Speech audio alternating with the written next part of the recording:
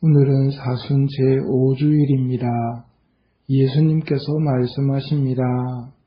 너희 가운데 죄 없는 자가 먼저 저 여자에게 돌을 던져라.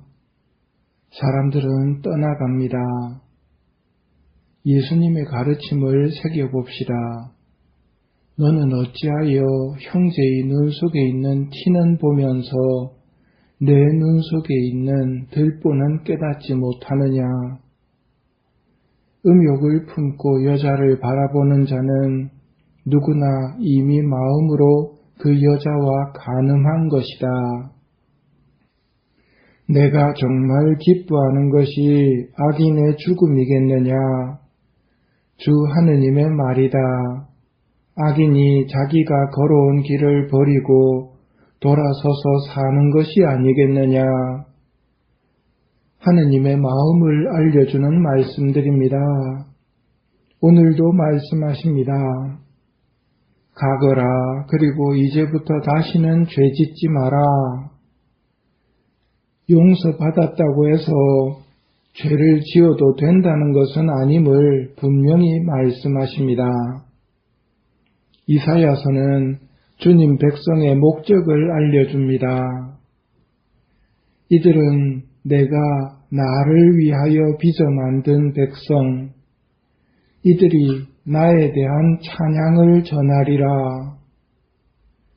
우리는 주님을 위해 빚어 만들어진 백성이며 주님을 찬양하는 것이 우리 본분입니다.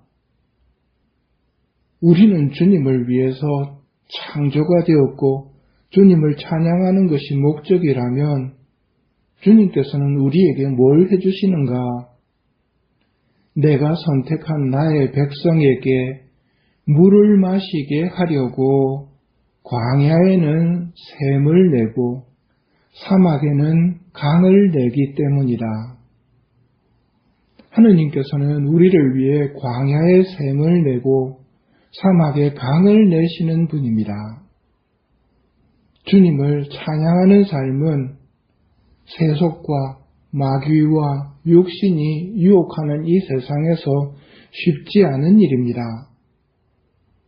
비유로 이야기하면 뿌리를 씨 들고 울며 가던 사람들이 우리들입니다. 그러나 그 끝은 곡식단 안고 환호하며 돌아오리라 입니다. 바오로 사도도 같은 희망을 말합니다. 하느님께서 그리스도 예수님 안에서 우리를 하늘로 부르시어 주시는 상을 얻으려고 그 목표를 향하여 달려가고 있는 것입니다. 예수회의 모토, 하느님의 더 큰 영광을 위하여와 같은 맥락의 말씀이 우리 창조의 목적입니다. 우리 창조 목적을 배척하는 것이 죄입니다.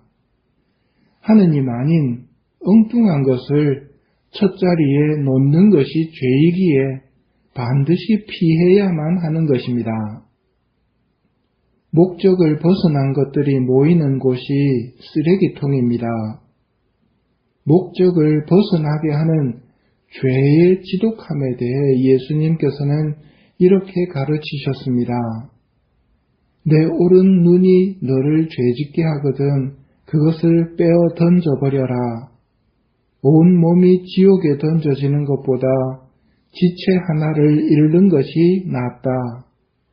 또 내 오른손이 너를 죄짓게 하거든 그것을 잘라 던져버려라. 온몸이 지옥에 던져지는 것보다 지체 하나를 잃는 것이 낫다. 그러나 원죄의 영향으로 우리는 죄로 기울어지는 경향을 지닌 병자들입니다. 그래서 치료가 필요합니다. 착한 의사 예수님께서는 병에 걸렸음을 인정하고 도움을 청하는 사람들을 고쳐주십니다. 그런 다음 가거라. 그리고 이제부터 다시는 죄짓지 마라 말씀하시는 것입니다. 죄로 기우는 병에서 벗어나지 못한 우리는 다른 사람들의 잘못에 대해서 관대해야 합니다. 너희가 누구의 죄든지 용서해주면 그가 용서를 받을 것이고 그대로 두면 그대로 남아있을 것이다. 그러니 용서의 기회가 온다면 용서해주고 내 죄를 용서받을 생각을 해야 합니다. 죄인을 만났을 때가 용서의 기회입니다. 그런데 남의 죄는 용서해주지 않고 단죄하려는 병에 걸려 있는 우리들입니다. 그러니 사순 5주일인 오늘 예수님의 말씀을 새기도록 합시다. 너희 가운데 죄 없는 자가 먼저 저 여자에게 돌을 던져라. 나도 너를 단죄하지 않는다. 가거라. 그리고 이제부터 다시는 죄짓지 마라. 이사야서가 알려주는 우리들의 사명도 새기도록 합시다. 우리는 하느님을 위하여 빚어진 백성이며 하느님에 대한 찬양을 드려야 합니다. 이런 우리를 위해서 하느님께서는 광야에 샘을 내고 사막에는 강을 내시는 분이라는 것을 기억합시다. 비록 이 세상에서의 삶이 쉽지는 않지만 뿌리일시 들고 울명하던 사람들 곡식단 안고 환호하며 돌아오리라는 시편의 말씀이 성취될 것을 믿고 살아갑시다. 바오로 사도처럼 나는 내 뒤에 있는 것을 잊어버리고 앞에 있는 것을 향하여 내달리고 있습니다. 하느님께서 그리스도 예수님 안에서 우리를 하늘로 부르시어 주시는 상을 얻으려고 그 목표를 향하여 달려가고 있는 것입니다. 하느님께 찬양을 드리는 일, 오늘은 영광송을 정성껏 많이 바치며 하느님께 찬양을 드리도록 합시다.